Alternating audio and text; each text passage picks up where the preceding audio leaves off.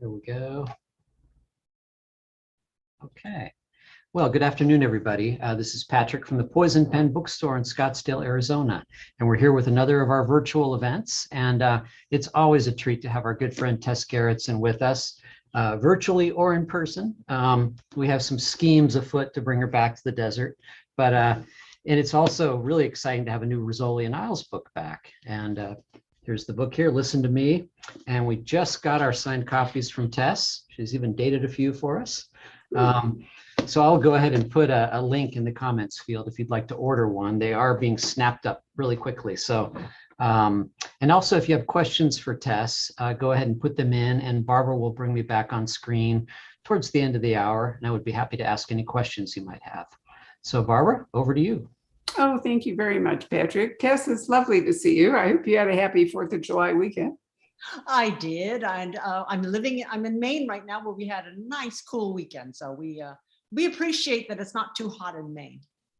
Well, that's all right. In February, we can talk about the difference between Maine and Scottsdale, but right now you clearly have the advantage. So this is Tess's actual National Book Launch. So I'm going to raise a little toast to her and to Rizzoli and Isles, and also to Angela Rizzoli, because if it weren't for Angela, Tess's mother, not Tess's, sorry, Rizzoli's mother, this book would have a different title, right? It would. In fact, I was actually thinking about naming it Mrs. Rizzoli. That was going to be my title, and my publisher said, "No way, we don't. That doesn't sell anything." But I thought people would understand exactly what that was about. Oh, I'm sure your series fan would. I'm sorry, maybe I've already had too much wine. Let's try it again. I'm sure that your series fans would, but Listen to Me is kind of that plaintive parent's cry that all of us as parents have uttered over the years. So I think it fits this book really well, because the truth is that Rizzoli doesn't really want to listen to her mother. No, and it's funny. I never expected to write this book. I thought I was done with number 12. And I thought the series, it's completed. I don't really know where to go next with it. And it was again, Angela Rizzoli's voice, that mama voice that told me she needed another story. I didn't realize you were, because you have written a number of standalones, some of them drawing on your own interest in music, because we've had, a book with a violin. You've done a joint event with a friend. We did one last year with your co-writer in Maine. So you've obviously thought about stories that don't fit Rizzoli and Isles. I have, and as I get older, I think there are a lot of stories I want to tell, and I better do it now while I still can. So I feel this sort of sense of panic that these stories are kind of like sitting in my head, and I need to get them out as quickly as I can. And that's why I thought, okay, I can let Jane and Maura rest for a while, because first of all, I don't have a story for them, and I have all these other things I want to write. But somewhere Angela Rizzoli came into it, and she just said, if you see something, say something. And I thought, what is she seeing out her window? I really wanted to find out. So it was more fun for me, because I got to look into the voice of this, into the head of this character who's been there from the very beginning. She's been there since the first book, but she's never had a chance to tell us who she was. Well, that's very true. And so you will gather, those of you watching this, that there are actually 3 narrative voices in this book. There's Jane Rizzoli, there's Maura Isles, but then there's Jane's mother, Angela, who actually has a significant part of the narrative to tell. And as it often happens with crime novels, even if we think there are like 2 completely disparate investigations going on, somehow or other, they all seem to dovetail in some mysterious way. I wonder if the author could be responsible for that, but somehow or other, there seems to be kind of a clue. But Tess, years ago, one of my mother's favorite authors, and one that the Library of Congress crime classics that Poison Pen Press publishes brought back, was a woman named Del Shannon, who also wrote as Elizabeth Linington, and she had one other pseudonym, I can't remember. But anyway, her big thing was that she wrote police procedurals back in probably the 50s for sure. And they were realistic in the sense that Lieutenant Luis Mendoza of the LAPD, who was great, would be working like 3 different cases, and they never dovetailed. They were just 3 different cases, that he was working at the LAPD. And one of them would be like the major case. So, it was like the pull-through case. But it was rare that any of the other cases would dovetail into that investigation. So it was a lot more like a working police department. Well, this one, it's funny because it seems as if they do dovetail, but in the end, what I think you'll find out in this particular book is that even though we are watching various stories being woven together, the ending of their weaving together is really more an effect on Jane Rizzoli. Something she hears from her mother makes her realize, I've missed something in this other case. Right. Even though they're not necessarily related, there is something that's similar in both these situations. Right. Yeah, you're right. It's not like one solves the other, but one inspires the thought that does that. I wonder how many really seasoned crime readers will figure out what's going on in Angela's neighborhood. I don't know, because I didn't figure it out until 2/3 of the way through. And this is the way I always write my books. I just start with, oh, this is a great idea. Let's see where it goes. And then maybe halfway through, I think, I have no idea what's going to happen. I don't know what I'm doing. And then I stop and I have a little plot block for a couple of weeks as I figure things out. And somewhere around there, the solution comes to me. And I think this is a process that many writers go through. We don't know what's happening. We have to find out. Yeah, well, you've had lots of practice, so it probably is not panic inducing to you anymore, to be, well, maybe it is. It is panic. Every single book is panic inducing. I mean, I think I can probably I can probably give you 2 books that I sort of knew what was going to happen. But I always get this plot block 2/3 of the way through, when I think, I don't know, I've written myself into a corner. I need to go away from this and figure this out. And sometimes I think, oh, I'm just going to have to toss this whole thing because I really don't know where the story was going. But inevitably, and this is why I feel as if I can keep doing it this way, is I always figure my way out. I go for a long drive, or I lie on the couch and I will stare at the ceiling for hours. I mean, I'm seriously hours. I'm like a dead body on the couch. And I think what you're going through is you're trying to eliminate all the possibilities that don't work until you end up with the one that does work.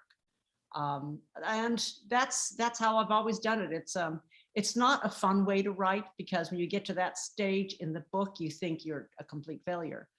I wish I could do it the way I know a lot of it seems to be the men writers do this the most, especially the attorneys.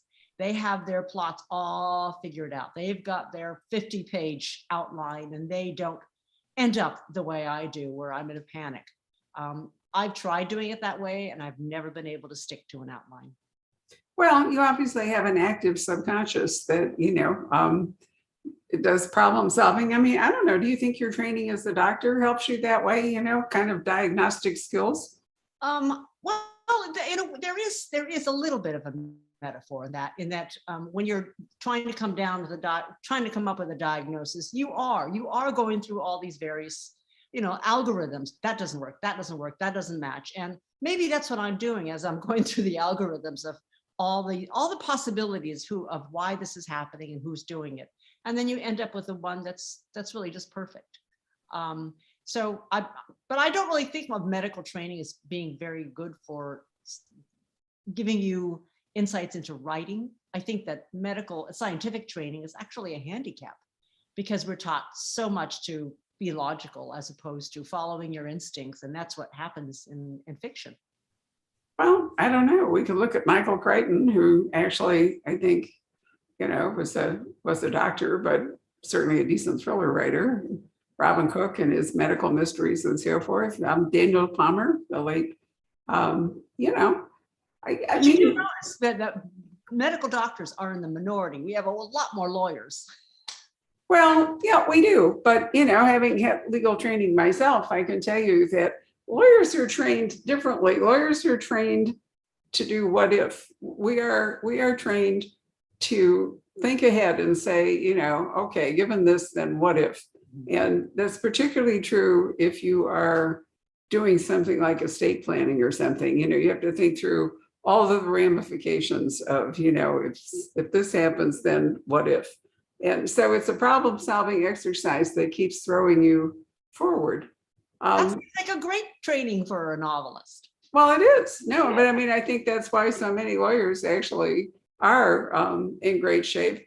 And I think reporters, their big strength is not only putting a story together in a logical way, although they have to reverse the way they tell it, because if you're writing a story, you put the conclusion at the beginning, so in case people don't want to read further. But reporters, it seems to me, are really good on dialogue because they have spent so much time interviewing people, and so they tend to have a particularly good ear. Right, and picking up little nuances in people's faces and expressions. I think that's probably what they are really good at.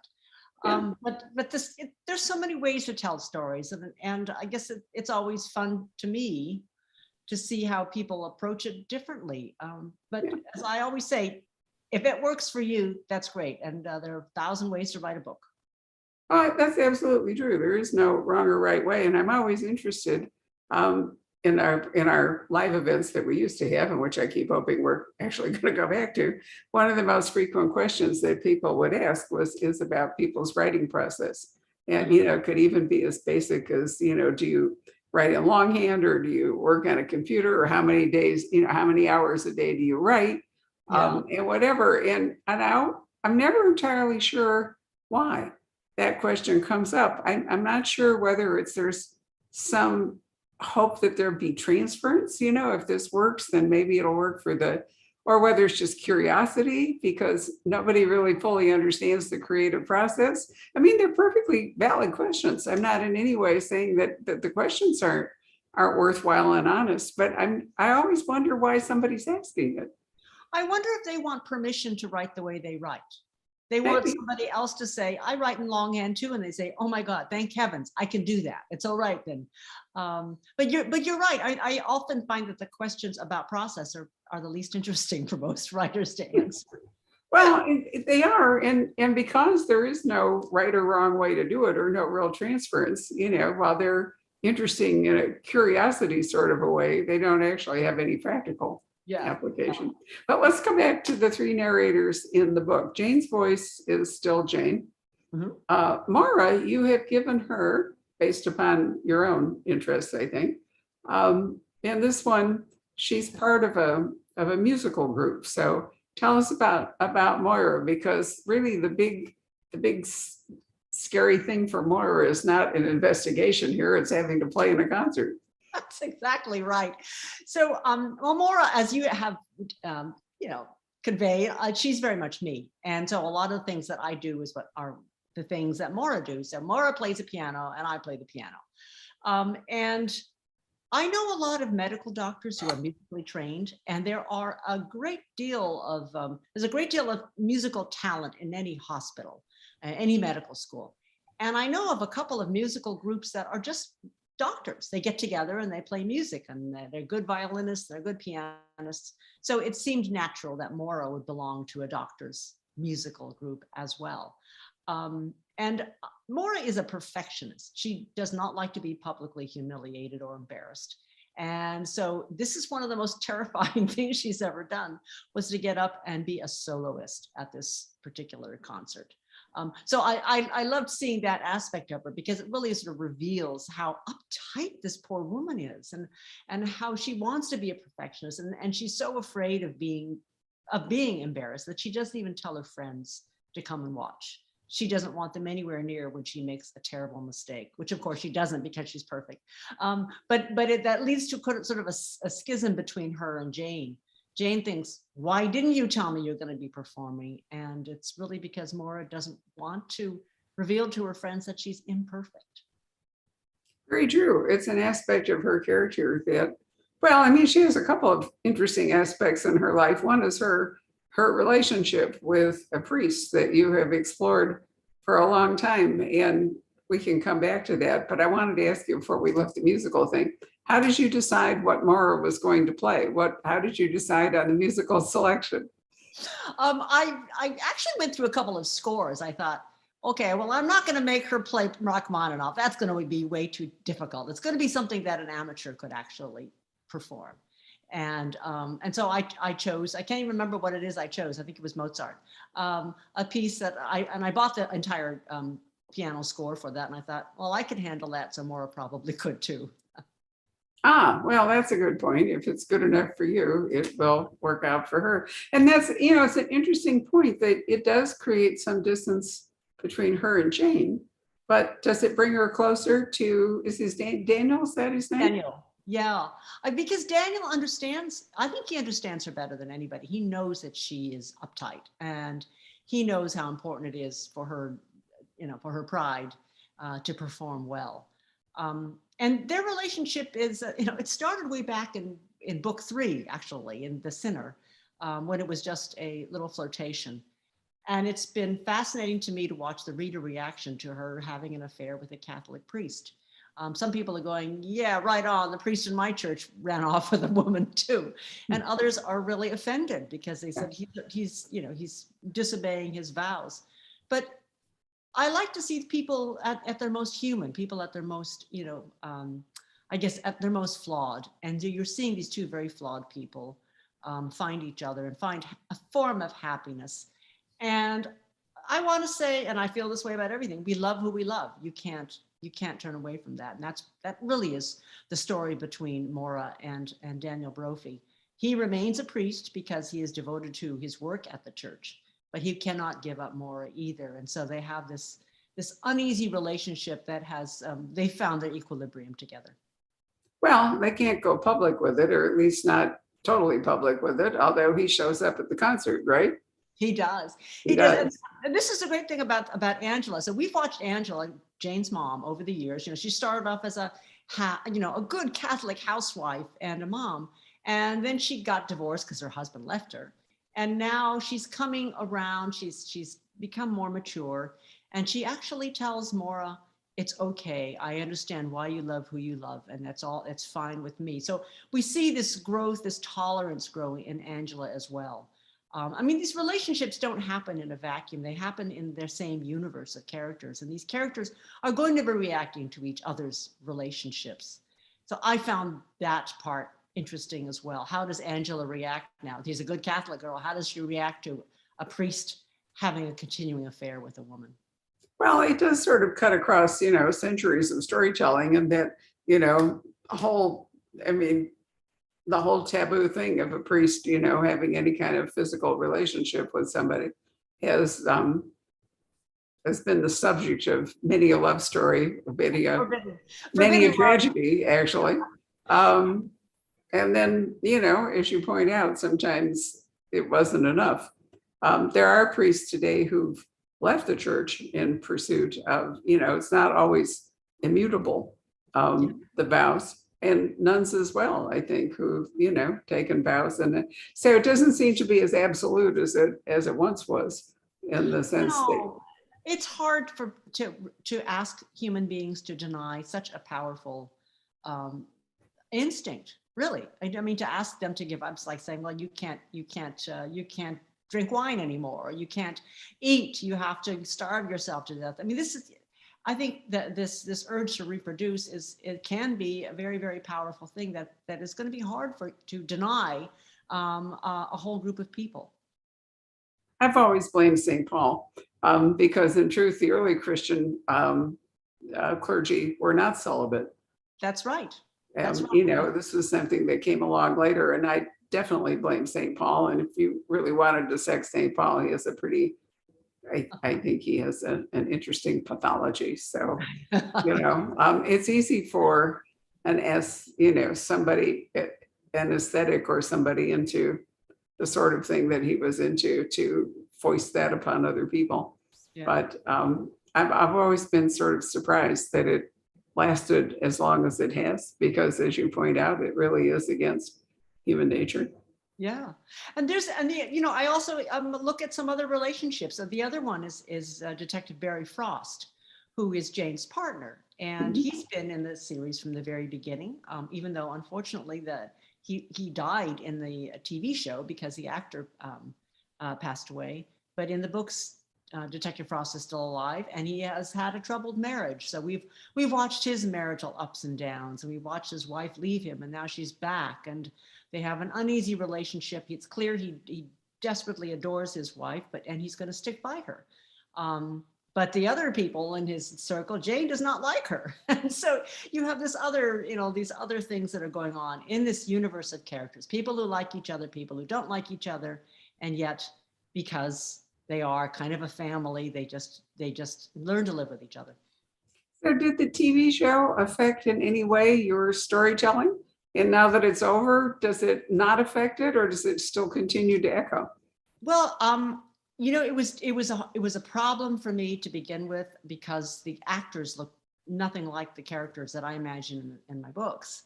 A large part of Jane's persona from the very beginning is that she feels unattractive, that she feels overlooked because she's not the gorgeous woman in the squad room.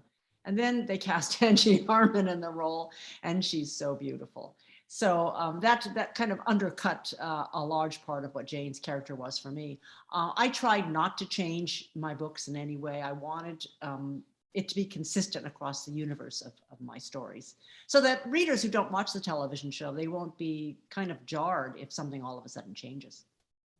What did you do? What did they do with Daniel and Mara?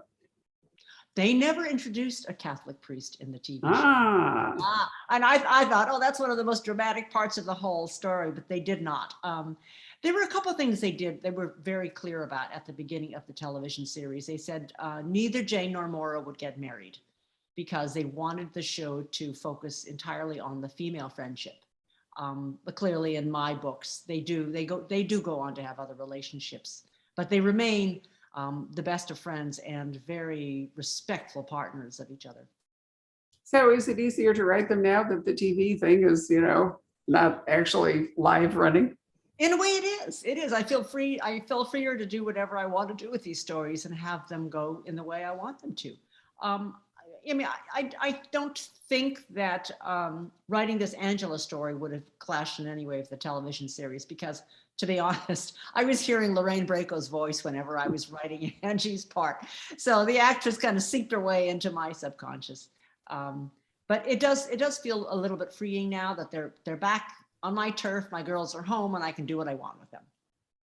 Got it. So we haven't really talked about the story in the book. So what is Jane's story in the book, and what's Angela's? Mara, we know, is largely, her story is largely about the music and whatever, but what's going on with Jane first? Well, Jane's story, she has a major murder to investigate, and it's the murder of an ICU nurse who's found bludgeoned at home late at night after she's returned from her evening shift.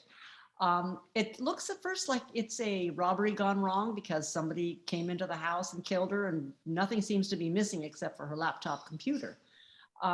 So they're not really sure what's going on. And they, of course, talk to the neighbors. And one of the neighbors that they meet, this is another character I love, is a 14-year-old boy who lives down the street who happens to be African American. And it's interesting, when I was writing that scene where Jane is interviewing him, it was right during the Black Lives Matter riots that were going on. And because of what was happening with George Floyd, I think I felt much more sensitized to what it's like to be African American dealing with a police officer who may or may not consider you a suspect. So that interaction is uneasy on the part of both members. Jane is a little uneasy because she realizes she may be offending him or offending his mother, certainly. And the boy is a little bit afraid of what is going to happen next. But that relationship ends up being quite sweet because he also turns out to be the local IT kid on the block. All the older ladies who don't know how to turn on their televisions, and that might include me, they need a teenager to come in and help them. So he knows a lot about the victim because he was helping her with her internet. So as Jane is investigating why this nurse might have been killed, she follows the clues to the hospital where she worked. She follows the clues to something that the woman seemed to be investigating. The woman was doing kind of weird searches about a crime that had happened decades earlier in the state of Maine. What does that have to do with Sophia's murder? So that's the case that Jane is following. And in the meantime, she's being tormented by phone calls from her mother. Sure. Listen to me. Yeah, her mother keeps calling and saying, you gotta come over because there's something going on in my neighborhood. And Angela's issue is that new people have moved in across the street and they're odd. They shut their curtains. The husband is putting bars in the windows. The husband clearly has a concealed weapon on his waist. And Angela thinks they're up to no good. So she wants Jane to come and investigate.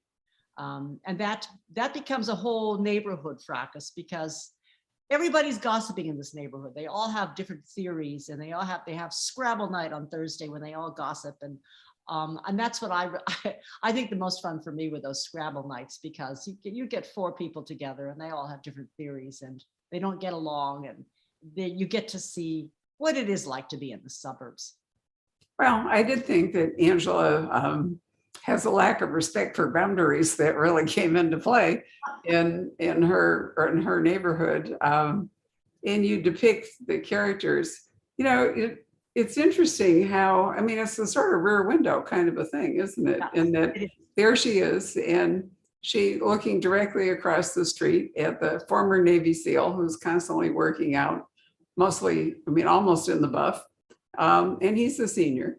And then we have the mysterious couple, and her feelings are hurt because she expects to take, what is it that she, Zucchini bread. thank you, her famous zucchini bread, to welcome new people to the neighborhood, and they rebuff her.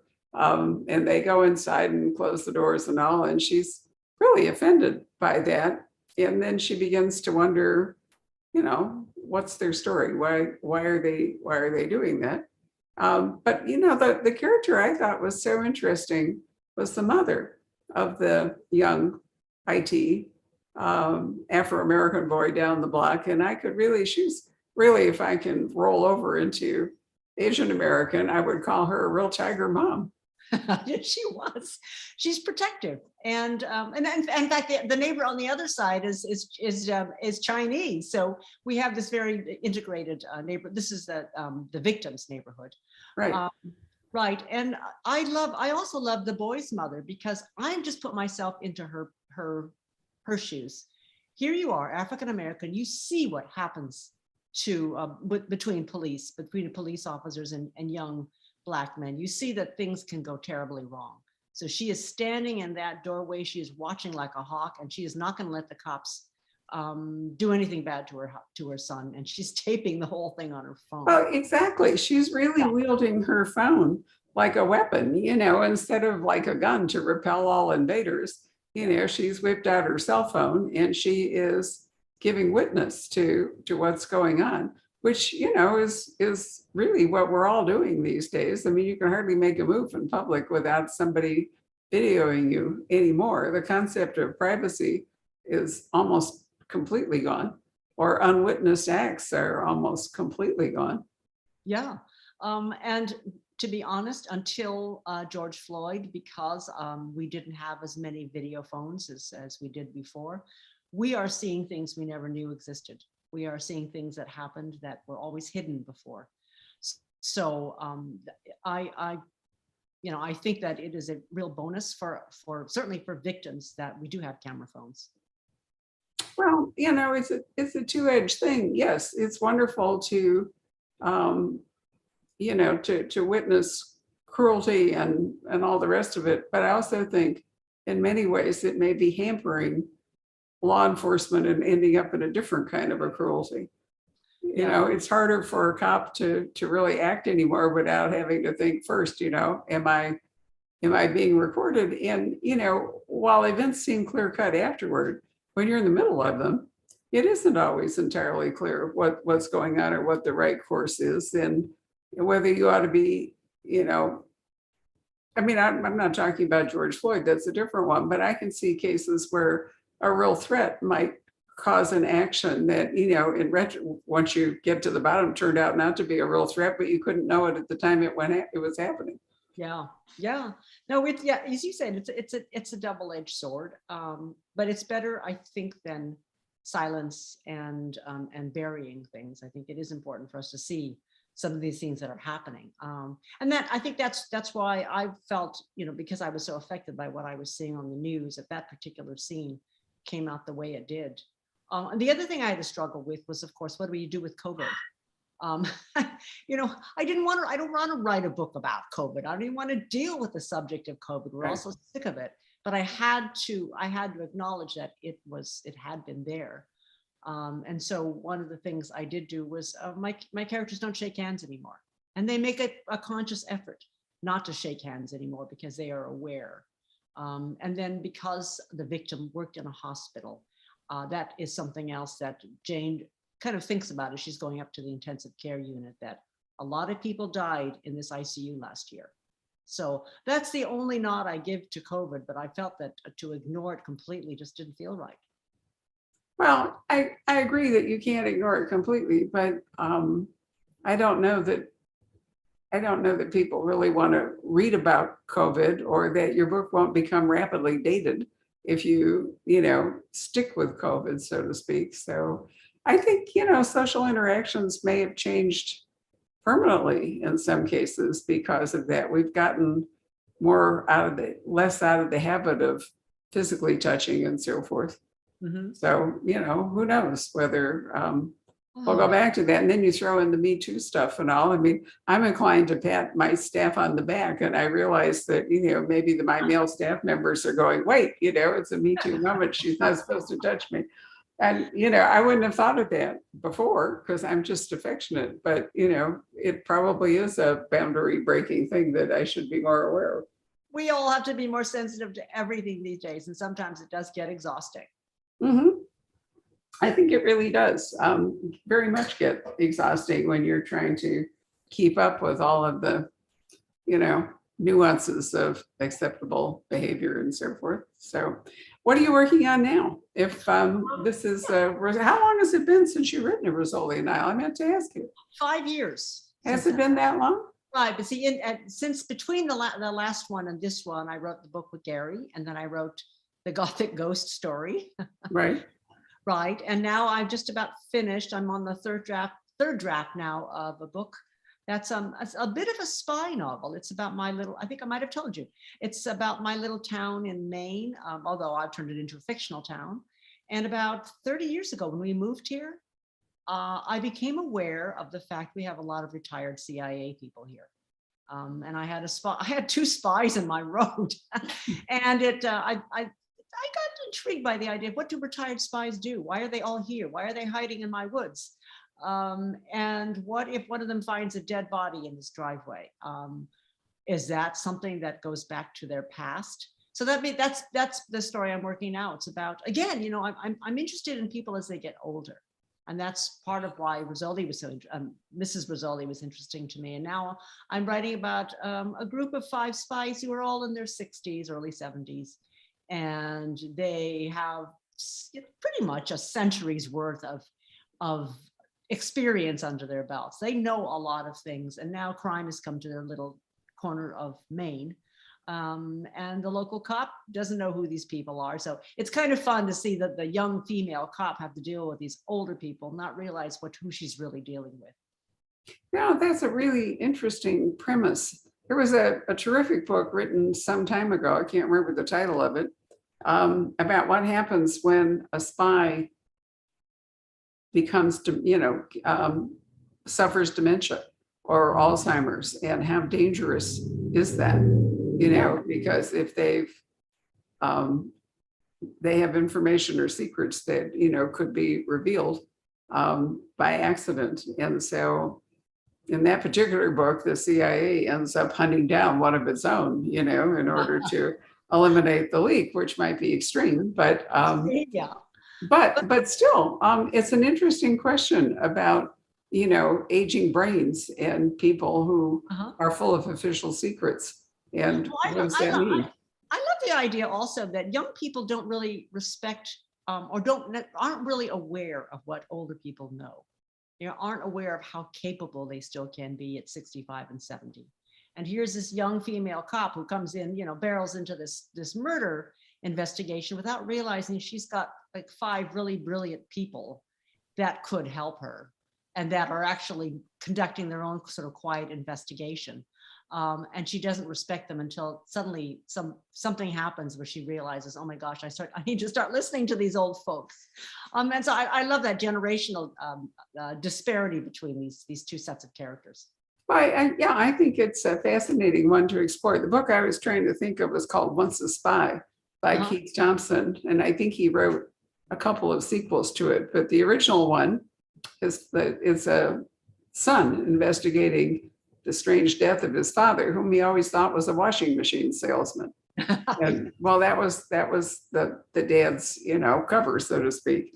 Yeah. And then, what happens, and recently, a couple of our really good spy authors, Dan Fesperman, who I think is wonderful, and Joseph Cannon, who, again, brilliant, are both looking at spies for East Germany now that, we've moved on from the wall coming down, and they're both looking at the fallout for people who worked, the Stasi in Yeah. East Germany, and now they're aging, and what kind of secrets do they have? What will happen if things are being revealed?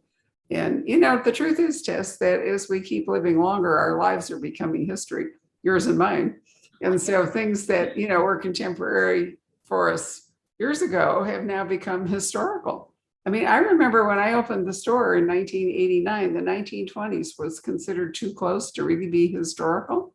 And now it's the 1950s when I was a teenager, who's now become the stuff of historical fiction, the 50s and 60s. And I think, wow, it's interesting how, and it's interesting to discover things about events that we lived through that we were not aware of.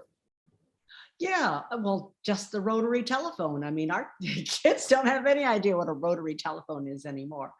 So, and we remember the days back before the internet. I remember when we got letters or phone calls as opposed to fax machines and emails. So it seems very quaint right now.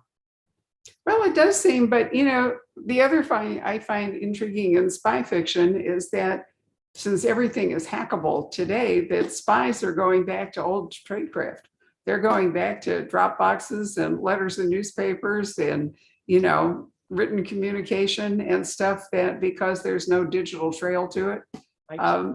And so I think it's fascinating that a digital world is actually forcing, in some cases, a retrogression back to before, because it's safer, because information was more private. Well, you can always burn paper. That's right. No, absolutely true. Chew it up and swallow it, or whatever it is they used to do. Yeah, fascinating stuff. So let's call Patrick up and see what Patrick might like to contribute to our conversation, or maybe we have questions. Let's see. Hello. Yes, we do have questions. Let's see. Okay. Give me just a sec here. Okay, yeah, Vicky would like to know, do you have a writing routine? And if so, has it changed over the years? My writing routine has changed in that I think I'm less productive. I'm not as fast as I used to be, but the same routine applies in that I still write my first drafts with pen and paper on online typing paper, and then I type it in myself after I finish that first draft. I have a couple of other things that I do. I try not to edit while I'm doing my first draft. I just want to keep going forward. I want that forward motion. And what it means is that my first drafts are a total mess. So I have to do like 5, 6, 7 drafts before I'm happy with the story. But I haven't been able to change that process. I haven't been able to get away from writing first drafts with pen and paper. I can type really fast. I just can't compose in front of a computer. How many hours a day do you try to put in, or do you approach it that way? I don't really approach it that way. It's more like, did I get my 4 pages in? Okay, I'm going to go outside now. I think it's more a productivity thing than an hours put at the desk thing. Gotcha. Let's see. Okay, Stefania, who's our new fan from Italy, has been tuning into a lot of our programs. She says, "Why did you choose an Italian-American character in Rizzoli? Do you have a special relationship with Italy?" Well, first of all, I've been to Italy so many times because I love Italy. But it also is because we have a large Italian population in Boston. And I think I was driving downtown Boston and I saw a sign for a Rizzoli restaurant. And that was just like, it stuck with me. And that was just the name that I wanted to use. And also remember that Jane Rizzoli was not really the main character in that first book. So I never realized that she was going to be so important at last for 13 books. Anyway, that's how the name Rizzoli came about. I saw it on a sign in Boston. And then when I went to Italy, I see the name Rizzoli all over the place. Well, but one of your standalones with the violin, that was a book that also has Italy very heavily. I'm trying to remember which one, what was it called? Playing with Fire. And that Here it is. Yeah, that was right. So you were on the trail of it. Was it a Stradivari or a Cremona? What was it? Well, that happened because I had a nightmare when I was in Venice, and it was about the Italian Holocaust and the 246 Jews who perished in Venice, and it was about music, and it was about violins, because of course Italy, the land of violins, Cremona, and then Italy keeps showing up in a lot of my books. It's funny. It seems like whenever I need to go to a foreign country, I want to take it to Italy. Here you are. Let's see, in your town in Maine, the question has to do with, are you inspired? Do you find the state of Maine and your little area, does it inspire you for fiction? Oh, it absolutely does. I mean, not just a spy novel, which, is based on the fact that there are a lot of spies up here. But my last book, The Shape of Night, that one was totally inspired by being on the seacoast here, by living in a state where we have a lot of sea captains' houses. And it is also a state that is rumored to be one of the most haunted in the country. So yeah, there are a lot of things about this, just the sound of the ocean. Those are very evocative, and I think that they make me want to write more about the sea. Let's see here. Okay. Okay, yeah, Vicky again would like to know, who is your favorite character in the series and why? Oh, it's a toughie. That's a toughie because I mean, I love both Jane and Maura. Maura is like me, but I feel that Maura is a bit boring. So I would say I like Jane a lot more. But now that I finished this book, I think maybe Angela is my favorite character. I think she's changed a lot. I think I identify with her as a middle-aged woman or an older woman who tries to get her kids to listen to her. So maybe I've changed my mind. Maybe it is Angela. That's my favorite character. Do you find that they're actually different sides of your own personality rather than? Yeah, I think that every writer is kind of fractures their own personality and decides which little piece they're going to put into their characters. Maura is so much like me that I don't really feel like I'm showing you parts of me in her. It's like she's the whole thing. Jane Rizzoli is really the character I wish I was. I would love to be as brave and as brash and as willing to take risks as Jane Rizzoli does, but I'm not. It's interesting. I've brought this up a few times with different writers. Ian Rankin said something just kind of in passing that I thought was really interesting, which was that in his character, Rebus, Inspector Rebus, he finds himself through the character exploring questions that bother him, and things around him, and kind of working things out for himself through his character. Do you find yourself doing a similar thing at all? I think what I find myself doing is learning to accept different parts of myself. I was talking about this perfectionism of Maura and her unwillingness to make mistakes in public on the stage. And I realize that is a flaw, but I think in writing it and making it real and putting it on the page, I have decided that that's just something that people have to learn to accept about themselves, that they are going to be perfectionistic and they can't change that, and just live with it. Right. Let's see, Natalie, she says, do you read comments written by reviewers, for example, Goodreads, things like that? I try not to, but I'm in rabbit hole. You're like a moth to the flame, right? You can't help it. All right, let's go see what Goodreads is saying now. It's hard to avoid looking at them, and I know some authors are very good at avoiding it. But when your book is just about to come out, you just want to see how people are reacting to it. I have learned that eventually it's just not good, that you need to just shut it off and go write your own book, because you're always, yeah. And this is the other thing about funny that's about writers. They can have like 10 great reviews, but then there'll be one that really is rotten. And that's the one they will focus on. That's the one they remember. The one bad review and 100.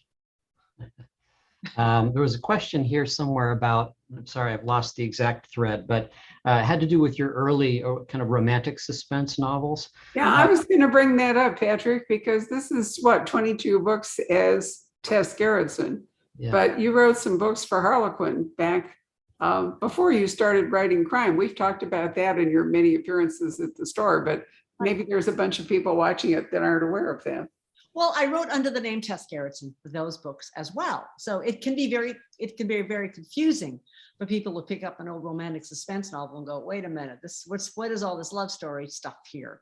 So, but I enjoyed writing romantic suspense. I wrote that genre because that's what I was reading a lot of back then. But anyway, if you see a book that comes out of that's published by Harlequin or by I'm trying to remember the name of their Mira, then you'll know that it is a romantic suspense novel. It's one of my earlier ones. They're not in a series, but they were fun to write. Was that a good apprenticeship for you as well? Kind of learning how to create a story and having that structure in place? I think the apprenticeship for me was learning how to become comfortable with my process. I wrote a book called Call After Midnight, loved that book. And then I had second book syndrome, which meant for a couple of years, I just could not finish that second book because I just thought this should happen, but it wasn't happening. And that's when I realized I should just trust my instincts, just write the book and you'll figure it out as you go along. And that was what taught me that my process was okay and that I needed to be comfortable with it. So what inspired you to move into crime? Oh, well, okay. Romantic suspense already has, like 50% crime in it. So crime was already in the stories. None of them were pure romance. It all happened because I had the idea for the book Harvest. I was having a conversation with a cop who told me about kids disappearing from the streets of Moscow. And the Russian cops thought these kids were being sent to the Middle East as organ donors. So that whole idea of kids being kidnapped and sacrificed for their organs so horrified me. Of course, I had to turn it into a book. And that was clearly not a romance novel. Oh. So I wrote, anyway, that was my first medical thriller. And my agent, Meg Ruley, who's still my agent all these years later, said she was the one who got me a fairly big deal. And I moved into a hardcover publisher, and that was my first time on the bestseller list. And that marked my change from romantic suspense to thrillers. Right. I love romantic suspense. I actually spent this weekend reading several that in part because we're going to host some. It's a wonderful book called In Her Boots by KJ Del Antonio, which I would have missed entirely if we hadn't agreed to do an event for her on July 14th. I absolutely loved it. It's set in Vermont, has goats. It has, all this wonderful stuff in it. And as you point out, there are, if not actual crimes, certainly elements of suspense. And Tess, I should send you a copy of this because a lot of it is about mother and daughter and, listen to me kind of things. Very, very powerful dynamic, mothers and daughters and not listening.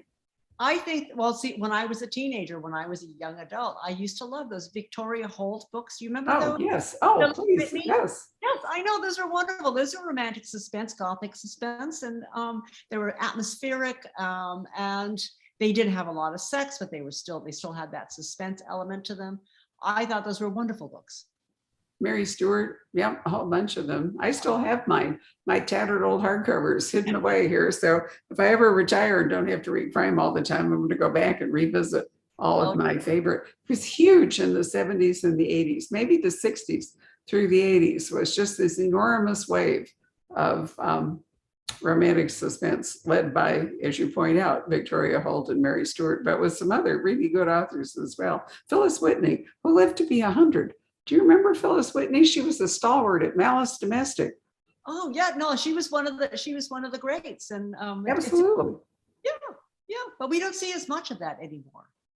No, it's kind of fallen out of fashion, but as with everything in publishing, it's swinging back. And I was really pleased to see, I just can't read crime all the time. I read at least 3 over the weekend that I really like that are, we're calling it actually relationship books. Well, But that there's sounds plenty of boring. suspense in them. Yeah, I like them a lot. It was nice. It was like a palate cleanser, Yeah, so sure. very helpful. Right, Did- Patrick, did- I probably never could get you to read one, but I'm telling you, a couple of them were just Huh? fabulous. maybe one of these days. Well, did Barbara Michaels write that style as well?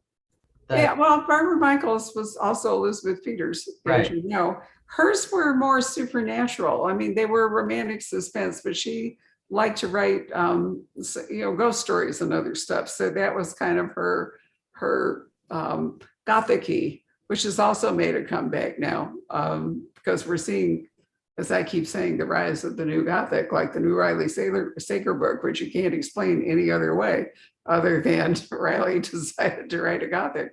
I mean, truly, it actually is. So yeah, that was the Barbara Michaels thing.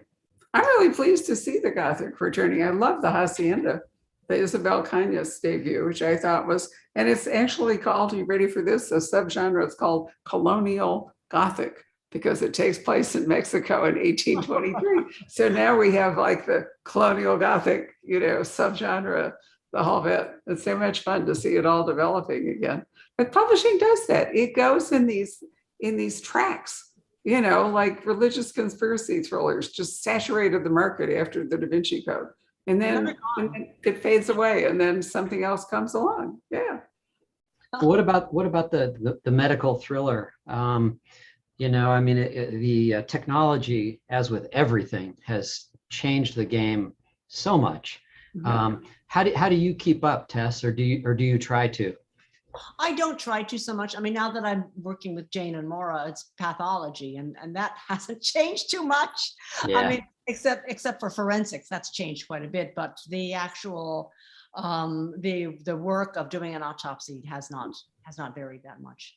And I find that when you talk about medical technology, most readers don't care. They don't care about the latest hot new thing about blood tests. They really still care about the characters. So I focus more on the conflicts and the emotional ups and downs of whoever these people are. And medicine just ends up being like a little spice to it. It is incredible what's going on. It is, but if you really think about it, a hospital is just like an Agatha Christie country house murder. I mean, it's a closed environment. It really is. It's a sort of not as interesting. Not as interesting. No, but still, medical thrillers generally don't embrace, multitudes of strangers coming in from the outside. It's usually more about the people who work inside the hospital. Yeah. Let's see. Who do you like to read, Tess? I tend to like to read, it's funny, I like to read nonfiction. And I don't think I'm that unusual when it comes to a lot of novelists. We work all day with these imaginary people in our heads, and then we get down, I go to bed and I want to pick up a book where I'm going to learn something. And I'm reading a book now called, this is really terrible. I'm awful at titles, but the author's name is Ed Yong, and it's about how animals see the world differently from humans. You walk into a dark room, and of course we are blind, but the bat is not blind. The mouse can hear, the elephant can hear, the cat can see, the dog can hear and smell. And so the world it's almost like a different dimension if you think of it about what is an animal sense. Sounds fascinating. Yeah. What's it called? Do you remember? The author's name is Ed Yong, Y-O-N-G. I think he's a British scientific writer. He won the Pulitzer Prize for one of his books earlier. Okay. Oh, you can look it up, and I can recommend on television, Sir David Attenborough has actually done some groundbreaking TV in which he's showing us the world using lenses in the camera and so forth, the way some of these animals would see it. And it's fascinating to watch it and recognize how much of the world is completely hidden from us. Right. I mean, we think we're such hot stuff, but really compare us to something like a bird that can navigate from one end of the world to the other. We have That's right. Or I go outside and watch my puppies when the wind's blowing, and there's a current, I know, an absolute current of scents flowing by them that I can't smell, but you can see them lifting their head into it, and it's like a whole language going by them. So that's the kind of, I mean, I think that nonfiction is always fascinating, and I always end up learning something that I want to use. Anything else, Pete? Well, let me just jump over to YouTube real quick. Oh, here we go. This is a great question too. Tracy would like to know, do you have a story that you'd like to write, but it scares the heck out of you? Ooh.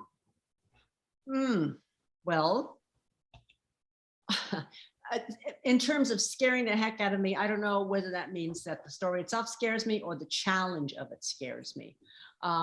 Very few subjects scare me. I mean, I would be willing to deal with a lot of stuff, a lot of different subjects, but there are challenges that make me think, I'm going to spend the rest of my life doing this. I'm not sure I really want to.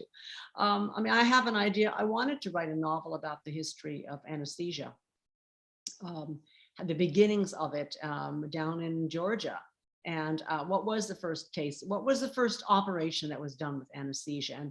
And what were all there's a lot of rivalry going on among doctors. And we don't have to remember, this is, who wanted to be the first. So there's a political thing, there's the emotional thing of somebody who's got a tumor, how are they going to get that out? And then there is the ultimate horror of what it was like back then to have surgery without anesthesia. So those are all fascinating to me. Also, they're kind of in my wheelhouse because of the medicine. But again, when would this have been, Tess? Would this have been 1890s or 1910? Yes, it'd be in the 1800s. Yeah. Okay. There's a very powerful story about a woman who had a tumor. I think it was a uterine tumor, and everybody thought she was pregnant, but time went on, and she didn't deliver. And eventually a very brave doctor, and she was a very brave patient, operated on her without anesthesia, without any kind of modern sanitary measures, whatever it all is. And she survived it, which was astonishing because most people died from the shock. Right. And I dealt with some of that in my book, The Bone Garden, where I wrote about an arm being amputated without anesthesia. And that I think most people were completely horrified by that scene, but it was just the kind of scene that was happening on Civil War battlegrounds all the time.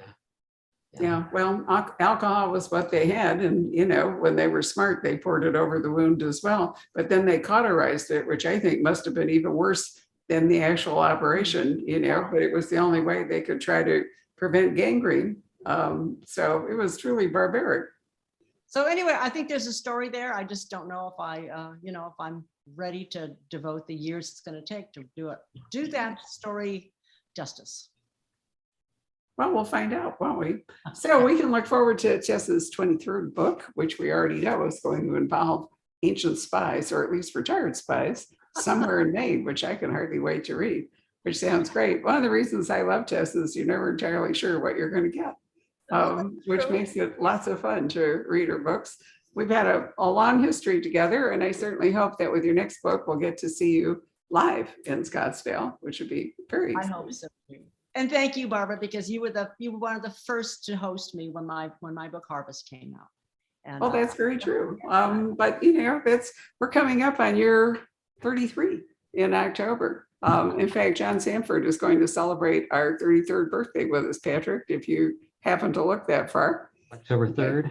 October 3rd, which I think is very exciting. So in the course of 33 years almost, we've had the pleasure of doing a lot of wonderful things with a lot of authors. It's just been astounding. Anyway, thank you all very much for joining us. Tess, thank you very much for spending time with us. If you are not done yet, join us in about 28 minutes when Brad Thor will do his national book launch for his new book. I love this cover too, Rising Tiger. So I'm going to go and put on my one Chinese garment I bought in China in 1997 so I can host it authentically.